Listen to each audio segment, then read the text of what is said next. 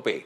A ver, vamos a hablar con Rafael López Alianza, que es empresario, que es un hombre de banca, que es un hombre de trenes, que es un hombre de inmobiliarias, que es un hombre de finanzas, pero también es político.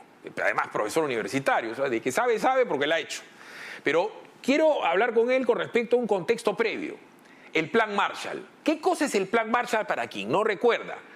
Los aliados ganan la Segunda Guerra Mundial, Europa está destrozada, ha bombardeado Inglaterra, ha bombardeado Francia, ha bombardeado Alemania, ha bombardeado Italia, y los ganadores toman Europa y tienen que reconstruir un continente inmenso, con hambre, con todas las enfermedades, si había así por haber, las infectocontagiosas, las broncopulmonares, tuberculosis, tifo, diarrea, no había agua, no había luz, no había moneda, había desolación y, por supuesto, millones de personas que tenían que comer y rearmar de la nada la potencia económica europea que tenemos ahora. Primero recordar, ¿y de qué pasó en Europa? ¿Qué es un Plan Marshall? ¿Y por qué en el Perú tendríamos que hacer algo parecido? Veamos la nota. Cuando termine la pandemia, es probable que nuestro país afronte un panorama económico muy complejo. Los millonarios gastos realizados en subsidios y entregas de bonos han salido de las arcas del Estado. La pregunta que muchos se hacen es: ¿cuáles serán los efectos de haber paralizado la economía completa y parcialmente por tanto tiempo? Y sobre todo, ¿cuál será la solución que nos permita volver a ser una de las economías más emergentes? ¿Podría ser un proyecto similar al del Plan Marshall aplicado por los Estados Unidos y que ayudó a resurgir Europa de la Segunda Guerra Mundial una solución para el Perú post-pandemia? Después de la Segunda Guerra Mundial, Europa pasó por una situación económica desastrosa. Por los bombardeos, las ciudades estaban dañadas, en especial zonas industriales, también las vías férreas, puentes y carreteras, incluso barcos de carga. La carencia de redes de transporte los dejó aislados tanto física como económicamente.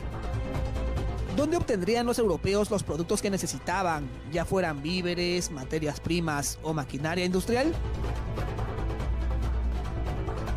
La respuesta la tenía Estados Unidos, que desarrolló el famoso Plan Marshall.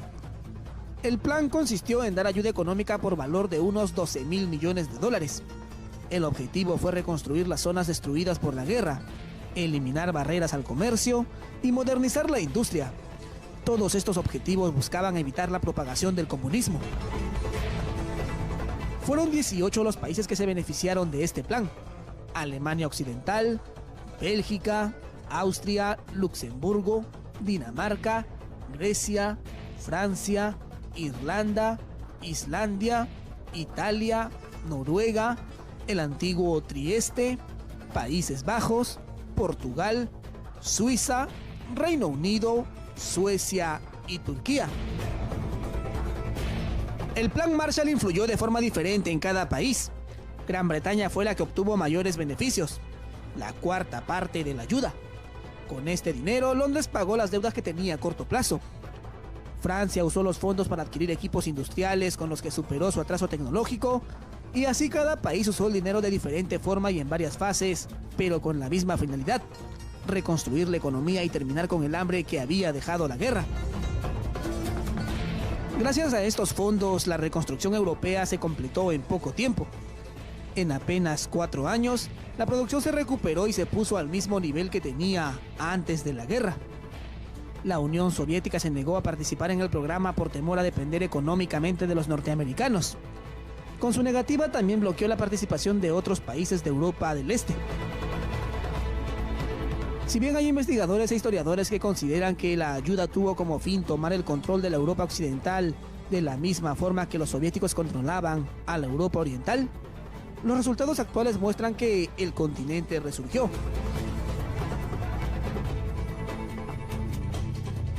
Aún es precipitado aventurarse en cómo saldrá el Perú de esta guerra contra el COVID, pero llegado el momento, ¿será necesario un plan Marshall para que nuestro país pueda levantarse de la crisis?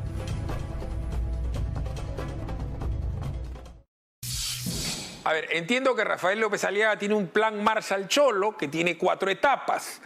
en que en la primera etapa entran a tallar los militares, en la segunda etapa una masiva construcción de carreteras con mano de obra intensiva. Le ruego, Rafael, que en 5 minutos, incluido IGB, nos comentes estas primeras 2 etapas. Buenas noches. Filipe, muchas gracias. Mira, lo primero en un plan Marshall que adecuado para Perú es que se preocuparon en tener alimentada a la gente de manera adecuada, ¿no? Yo te digo que en este momento hay mucha gente que me llama a mí o llama a muchas personas pidiendo alimento básico. Estamos en mitad de una crisis que todavía no hay solución. Mira, Filipe, lo hemos hablado hace más de 120 días, ¿no?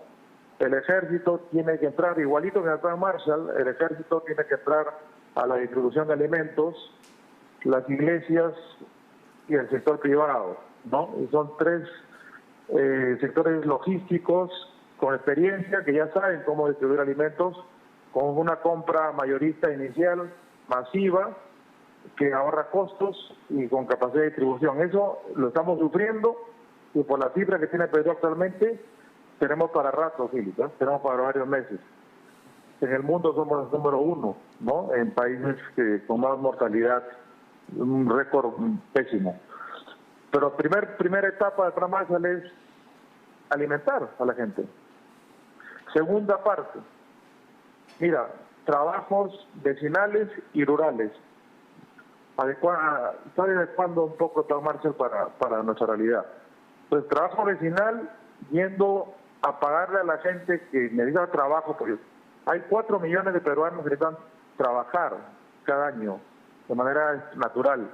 Sumado a la gente que está quedando sin empleo, estamos hablando de más o menos 14 millones de peruanos sin trabajo en lo que se nos viene el segundo semestre y el próximo año. Entonces, el trabajo pagado, ¿no?, es para hacer la obra básica. Yo lo que estoy planteando que sea ponerle punto de agua, ¿no?, a los barrios, en las zonas urbanas. Y en las zonas rurales, utilizar al ejército en lo que antiguamente era la ingeniería militar, que fue desincentivada por el señor Paniagua y luego por las empresas brasileñas y peruanas corruptas, ¿no? Entonces, esa ingeniería militar hay que reactivarla porque da mucho empleo con un servicio militar voluntario que debería reactivarse en nuestro país. A ver. Para las vías de penetración, y termino con este segundo punto, y lo que es reforestación de la sierra, que es mano de obra intensiva, y reforestación de la cielo alta. A ver, ¿no? En las zonas urbanas uno podría hacer pistas, veredas, parques, jardines, muros de contención, mano de obra intensiva, chicos con preparación de 2 meses o 3 meses en convenios con TecSub o con Senati, porque hacer una pista no es física cuántica. Eso lo entiendo. Los caminos del Inca, los más llamados caminos del Inca, se pueden rehacer con mano de obra intensiva. Eso lo paga el gobierno junto con el sector privado, porque hace pequeñas asociaciones y le das dinamismo a la mano de obra de hombres y mujeres, porque a la hora de la hora en Europa hay que entender que no había ni siquiera moneda y había una plaga peor que la del coronavirus, porque cuando hay en la guerra la gente se muere de hambre, se muere de disentería, se muere de diarrea, se muere de todo. Entonces, sí es viable, porque además hay experiencias previas, Rafael, de Cooperación Popular o de El País. ¿Por qué no lo hacen? Bueno, pero ¿por qué no enfrentar un problema mayor, Philip, que es el agua? Punto de agua, o sea, ponerle en punto de agua, si se puede hacer casa por casa, amén, ¿no? Pero poner un punto de agua en cada barrio. Las escenas que hemos visto en los últimos meses son horribles, ¿no? Gente que busca agua a 6 cuadras, 20 cuadras de distancia de su casa, o sea, subiendo cerro con baldes. Eso tenemos de una vez, pues, Felipe. Un plan Marshall tiene que dar soluciones radicales a los problemas radicales que ahora estamos viendo.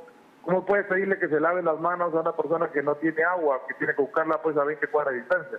Ok, entonces acá estamos hablando de miles de sueldos mínimos. Esta parte es con poco conocimiento tecnológico, asociaciones barriales y personales y hasta negocios familiares, generando empleo de pequeño impacto en cuanto a lo económico, pero de gran impacto para la economía familiar. Vamos a ir a una pausa. Sí. Es un plan Marshall, Felipe, permíteme, que tiene dos componentes, distrital y rural. Okay. En lo distrital necesitas empleo, pero en cosas realmente que cambien la vida de nuestra patria, ¿no? Que es agua.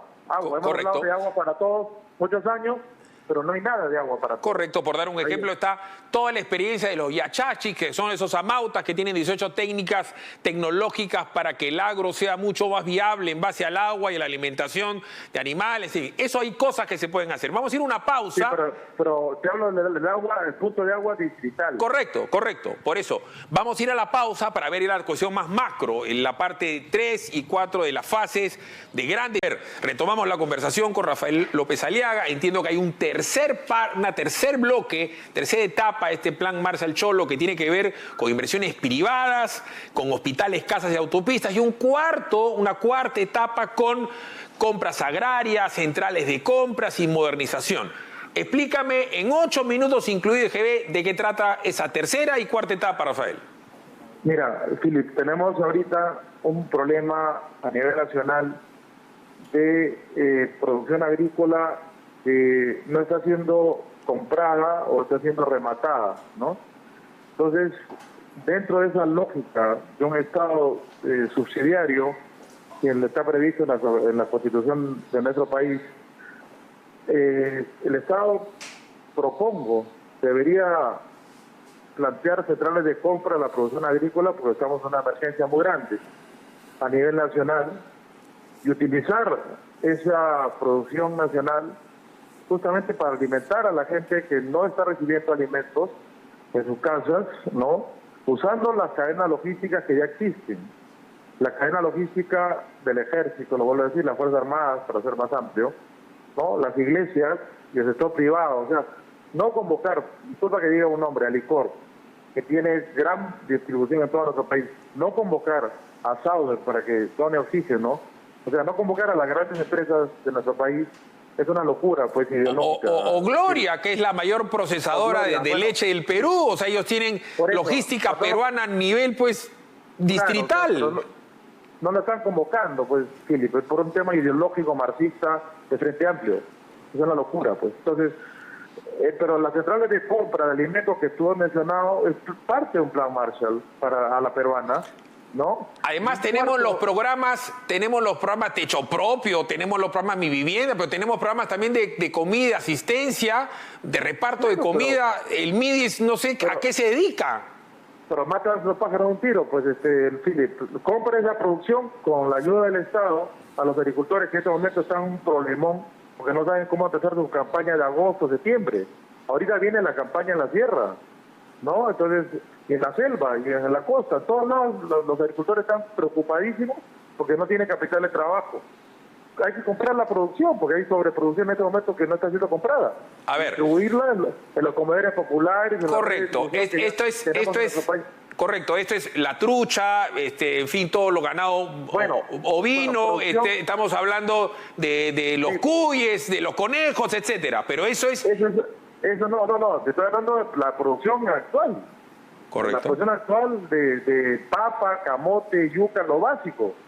La gente en muchas partes no tiene que comer en la noche y en el día tampoco. El tema de los bonos ha sido un fracaso, Philip. Un fracaso. La gente ha hecho cola, se ha enfermado, luego ha cobrado el que ha podido, ha ido al mercado, se ha enfermado más. Eso no funciona. Correcto. Ahora bien. Distribución de alimentos, pero vía una compra estatal de esa producción. A ver. Y en este momento las personas que están en el agro no tienen cómo vender esa producción. A ver. Tema 3, etapa 3. Ya, y en una etapa 4, para hacerla corta, te digo, ¿qué hicieron en Europa?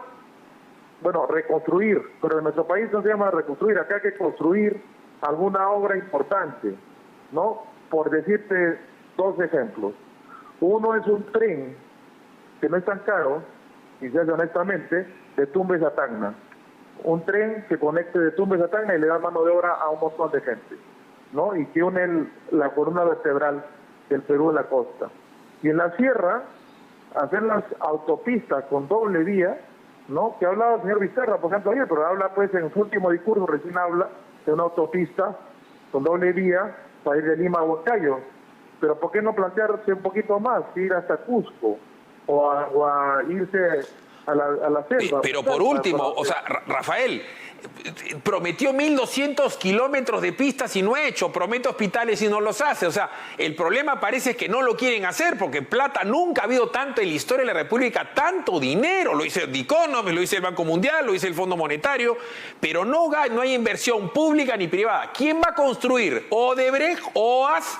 ¿No hay empresarios peruanos que se puedan consorciar? No, mira, es que a Odebrecht y OAS habría que expulsarlo de Perú hace rato, ¿no? O sea, ¿cómo vas a dejar que esta gente siga cobrando peajes o siga pues operando Graña Montero por decirte petróleo en nuestro país? Eso es una locura, pues eso es otro tema ya, ¿no?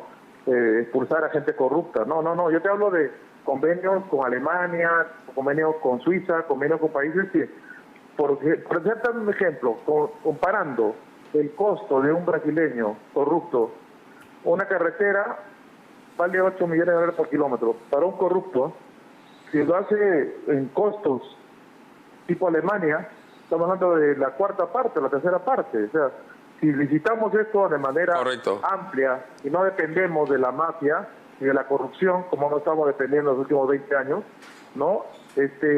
Creo que nuestro país tiene que tener las vías de conectividad y de una vez salir de este problema de falta de conexión con la riqueza peruana. Correcto. Entonces, son cuatro fases, Philip. Entendido.